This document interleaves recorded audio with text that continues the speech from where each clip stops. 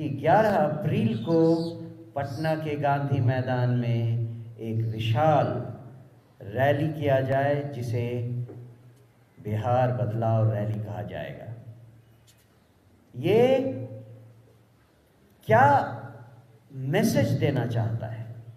ये हम बिहार में लोगों को ये मैसेज देना चाहते हैं कि पिछले 6 महीने में जन सुराज पार्टी कहां से कहां पहुंच गई है। जब आप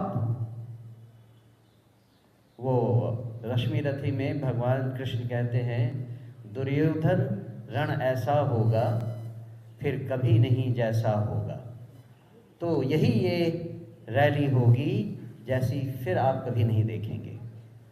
मुझे लगता है कि आपके मार्फत हम बिहार की सारी जनता को आमंत्रण देते हैं कि वो इस रैली में आएं और बिहार में व्यवस्था परिवर्तन की जो मुहिम हमने चलाई है वो कहां तक पहुंची है, उसमें वो अपना योगदान देना ना भूलें और इस ऐतिहासिक पल में शिरकत करना बिल्कुल नहीं भूलें। मुझे लगता है कि बिहार में सब लोग इस बात के लिए तैयार हैं कि हम अपने उन राजनीतिक दलों को और उन राजनीतिक नेताओं को अब और कोई मौका नहीं देना चाहेंगे। जो विकल्प उन्हें चाहिए था वो विकल्प अब जन सुराज पार्टी के नाम से उनके सामने है और अब समय आ गया है कि जनता इस पर पूरा ध्यान दे। चाहे वो भ्रष्टाचार हो, चाहे कानून व्यवस्था की कमी हो, चाहे स्वास्थ्य व्यवस्था में कमी हो, आप जहां देखें बिहार में जो जीवन जीने के लिए हर आदमी विवश है, उससे बाहर निकलने का रास्ता केवल एक है और वो है जन सुराज पार्टी।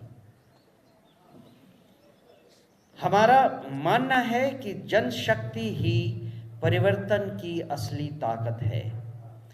इस रैली का उद्देश्य है कि जनता खुद आगे बढ़कर भ्रष्टाचार, अन्याय और असमानता के खिलाफ आवाज बुलंद करे। यह रैली जनशक्ति के जागरण की शुरुआत है, जो लालू राबड़ी के 15 वर्षों के कुशासन और नीतीश सरकार के 20 वर्षों की भ्रष्ट प्रशासनिक व्यवस्था से मुक्ति पाने की जन चेतना को जन्म देगी।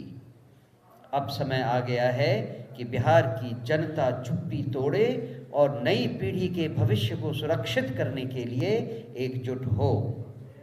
हम बिहार की जनता से अपील करते हैं कि 11 अप्रैल को पटना के गांधी मैदान में आयोजित बिहार बदलाव रैली में अधिक से अधिक संख्या में पहुँचें और गांधी अंबेडकर का एक नया सुराज लाने के इस ऐतिहासिक प्रयास का हिस्सा बने।